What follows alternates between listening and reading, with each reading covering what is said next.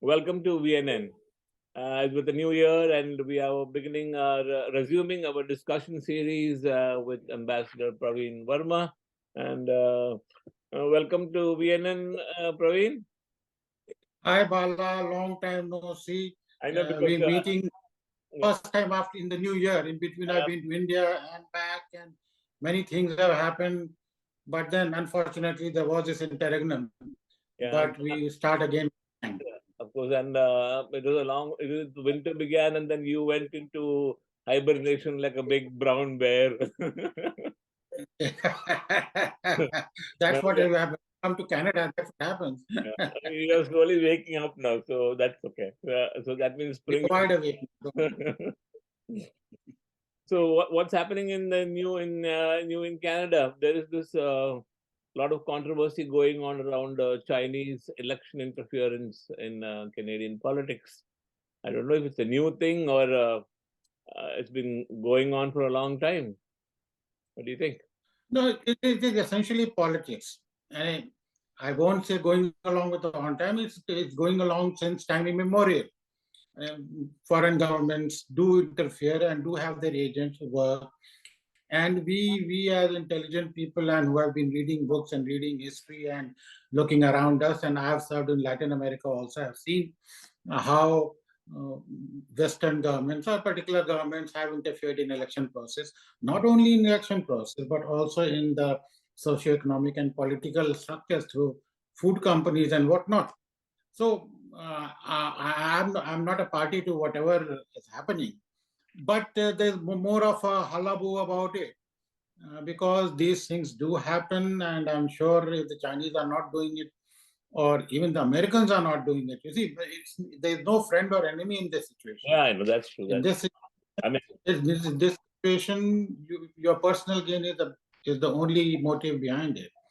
So somebody or other who has interest in the local politics of sort of putting somebody in power and pulling out somebody out of power has a role to play. I mean, in Latin America, Not to what yeah, in Latin America, you must have seen it firsthand, isn't it? Now, political interference is it's very normal, rampant. of course, seen it and of course read about it, and the whole regime has been changed. Well, as a matter of fact, when I was in Panama, Yeah. US invaded Panama for a regime change. So it happened, but then those are extremes, and Like when we are Chile, talking Salvador Allende, yeah, those types. here is an established democracy, a very well established democracy with electoral systems very well entrenched. So rigging it or sort of interfering with it, you will need a very high degree of expertise and high degree of Spanish level also. So good, and in a way, if one is at least making the public aware that the government is doing all that is needed for the welfare of the country, fine. But I would say that it is something which the governments know, and it happens. To what extent they can let it happen, or they can turn it into a counter intelligence operation, it's a different situation. I don't know if that will work because most of this will be just through funding mainly. There's no direct involvement, but it will be covert funding, which I think goes on. Covert funding, of course, that's one way. Then again, today the technology, date of technology, so sort of again funding would come in, but material display, publicity, exposure, perception, all these things matter in an election. Much as what being a country of immigrants, the perception matters for a Chinese community, for the Asian community, for the Indo-Canadian community. All these things matter. So one can play with those also through various means. Therefore, why is TikTok being banned in various places? It's because there is a means for leakage of privacy, but another thing is perception. You can put on things which will slowly change the viewpoint of a particular strata of people or segment of people. Yeah, I don't think. So it's a multi-pronged cleaning exercise, and the government has now appointed somebody nodal for this thing. Yeah, I think it'll be very difficult to pinpoint blame, on in this regard, because I think both the conservatives and the NDP, and the liberals and the NDP, maybe some candidates must have got some money, or somebody must have exerted influence in some way, because there are these Chinese Well, police stations apparently everywhere. I don't know what's happening. yeah, um, they have arrested some people also who have one Chinese guy was arrested. I don't know. It's a murky area, Yeah, it is and it's but funding as well as propping up, or as well as what you call these community organizations, yes. community centers, religious groups. These are various factors which do come in. And I think And mainly many of these embassies and consulates also. I mean, they engage with these community organizations, people of their country. That does happen. yeah, the consulates have a different role to play. Yeah, that's true. Like the embassies and the consulates have a welfare angle for their own community, Mm. and they want to keep them in touch with their own motherland. So that is a different angle altogether. I don't think any foreign embassy would be funding Directly, yeah. any community directly for election purpose or for any purpose. But this is done through community organizations or other Pressure groups and different types. Yeah, right. that is a different situation. Embassies have a different role to play. And now, of course, India is the president of the G20 this year, and I think they just concluded the foreign ministers meeting, and Canada was represented. Yeah, we had two. Jolly, yeah. The defense minister also met, and the foreign minister also met. Both meetings, there was no joint communique. No joint communique, which is unfortunate. Of course, there was no joint communique in Bali also. There was what you call a joint communique at the summit level, in which India had a major role to play. But in the foreign ministers meeting, I don't recall any joint communique being issued. And here I find a very rigid role being played by the G7 leaders. I mean, yeah. Basically, they stuck on the need of adding a para on Ukraine. Well, it's their perspective, yes, but as a leader of G20, India had hoped and had sent out feelers to at least work out an agreement on all other issues on which everybody was in agreement. Yeah, they did. Yeah. So those agreements have been,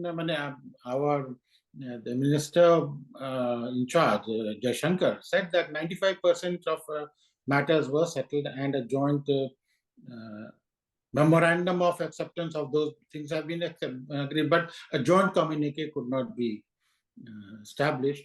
Well, that is an unfortunate thing, and hopefully from now onwards till September, when the summit is happening, something happens and there's a loosening of stand between the Ukrainian side and the Russian side, because that is the main stumbling block.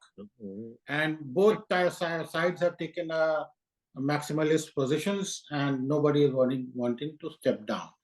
So one does not really see a future unless and until either of these two sides come on a discussion table. And India, as a humble operator, mediator, and also as a head of G20, is trying to work out something which can happen. Of course, if you had seen that, followed it up, Russian Minister Lavrov was very aggressive during this meeting. And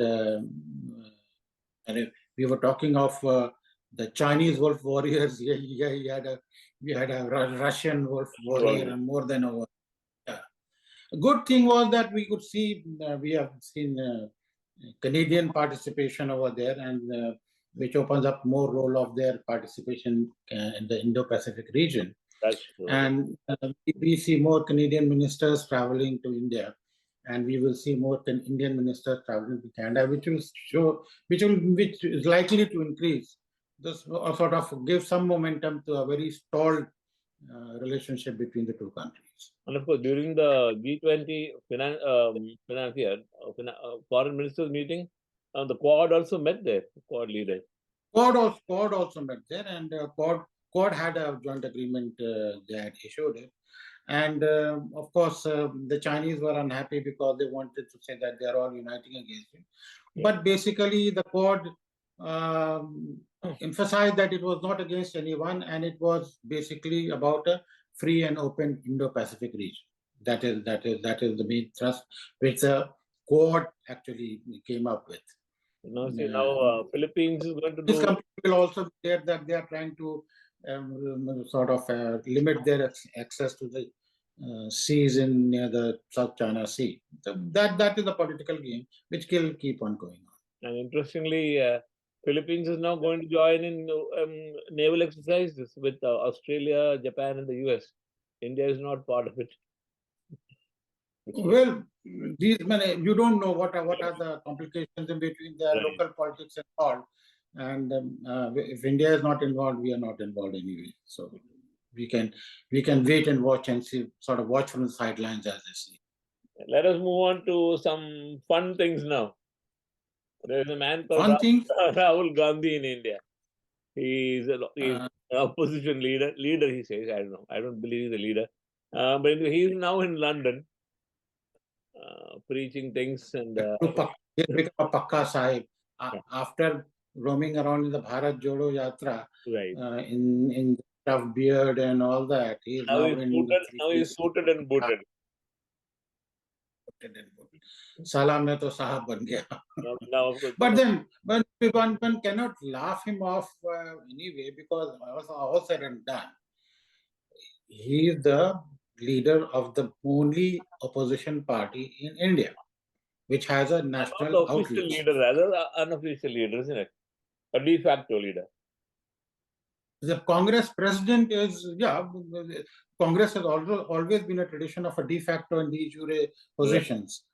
But tomorrow, if a leader of opposition, if there is to be chosen, if that would be Rahul Gandhi. He would be the person who would be in charge of the opposition being the only party, and if he has the maximum number of seats in the opposition side. There are so many opposing forces. Technically, he's a prime ministerial candidate of. But then so is Stalin from Tamil Nadu, Kejriwal, Mamata Banerjee, KCR. They're all leaders, aspiring leaders. Yeah, so that's advantage BJP, because as long as they keep on aspiring on their own, BJP is quite content, and BJP would be happy if Rahul Gandhi keeps on going to Cambridge, although he spoke very nasty things. Yeah, he did. He said that RSS is like Muslim Brotherhood, which is ridiculous. Ridiculous, and then he was he's not allowed to BJP. So there were things which he need not have said, but then he has said. But then that's what he is. His right to speak.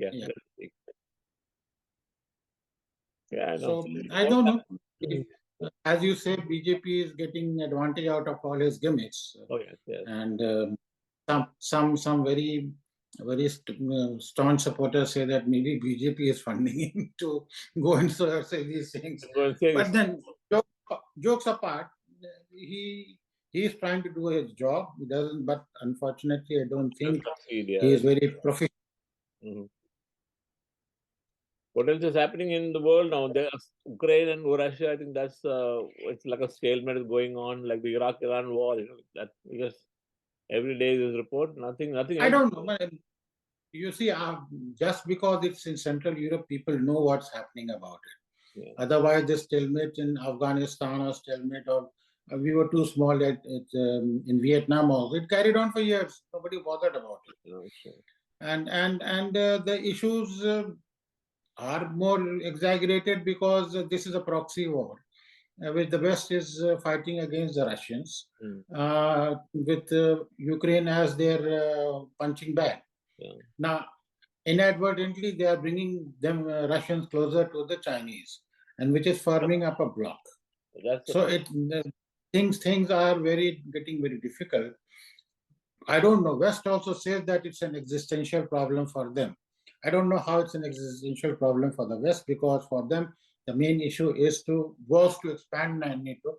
If they don't expand NATO, it's fine. Now Russia is weakened as it is a lot. Yeah. On the other hand, for the Russians, it is an existential problem. So that's how if one starts viewing that way, I don't know how it will come about. But the other joker, what you call Zelensky, is there, who's willing to destroy his country just for being a popular figure and going around. But ultimately, if and when the war ends, what happens to Ukraine? It's been totally devastated. And once the war ends, Europe will not go into the bulk reparations where when he says that he thinks he'll get billions of dollars. No. Yes, there are a number of Ukrainian expatriates around, and there is a goodwill amongst the Western countries about Ukraine. But ultimately, putting in money is a difficult situation unless until basically it's like what your Americans did in doing Kuwait. You gave it to Bechtel, and Bechtel was basically their own people, their own companies. They funded them, the money came back to them. So that, but then what I see of Ukraine now and then, Bakhmut, I don't know what's happening about there. Once Bakhmut, if it falls, then the Russians have an open access from the other side. But Belarusia is ready to jump in at any time. Yeah, that is the problem. Until then, so this needs to be no casualty. And Turkey was trying to put it something in between, but then they have also been devastated. We are forgetting about all these things about the earthquake in Turkey, which was huge. I lived in Turkey, so I've seen that place. And 50,000 people dying, and nobody is thinking about the 8,000 in Syria. Nobody is talking about it. Yeah, it's true. That's what perceptions are about. Anyway, I think we'll continue with these discussions next week. Sorry. Of course, yeah. I think we should be regular now that we are back. Yeah. We'll follow it up on various issues as and when it comes. Yeah. Thank you, Praveen. Thank you once again for uniting once again, and it will be good talking to you and getting money. It keeps me busy also in terms of getting myself updated, and of course your information, my information about the world is both what we read from the newspapers or watch on television. Right. But it's nice to sit down and analyze it and talk to each other and see what people feel about it. Thank you, Praveen. Thank you.